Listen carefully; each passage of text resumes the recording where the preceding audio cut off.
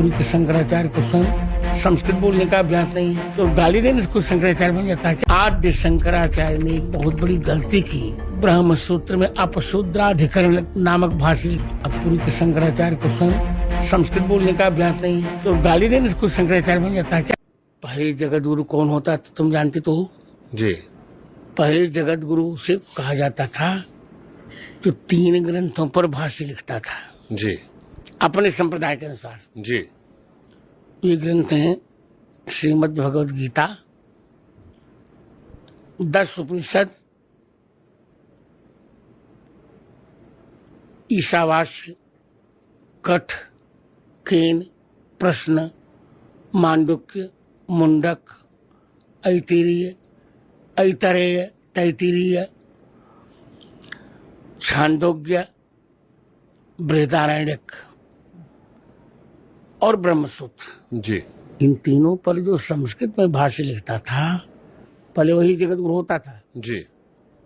तो मीडिया भी मेरे लिए भगवान है, भगवान के सामने झूठ नहीं बोला जाता। जी। आज की तारीख में मेरे अतिरिक्त जी।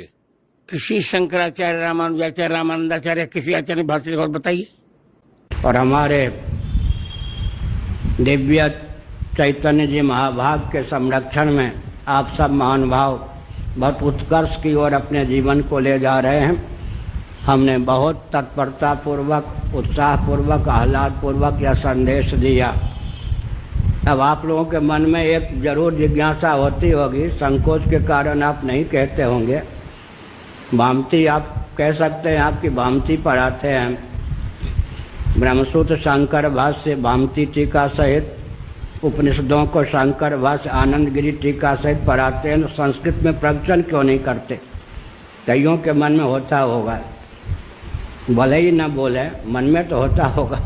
संस्कृत के ग्रंथी में पढ़ाता हूँ और भामती आदि पढ़ाने वाले तो विश्व में 8-10 ही बचे होंगे। जिन ग्रंथों को पढ़ाता हूँ 8-10 ही व्यक्ति विश्व में पढ़ा सकते हैं। इस संस्कृत में क्यों नहीं बोलता? संकोच बस लोग नहीं पूछते हैं, मन में तो भावना होती होगी।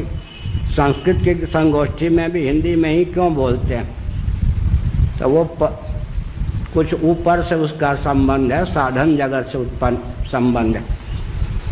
समझ गए ना?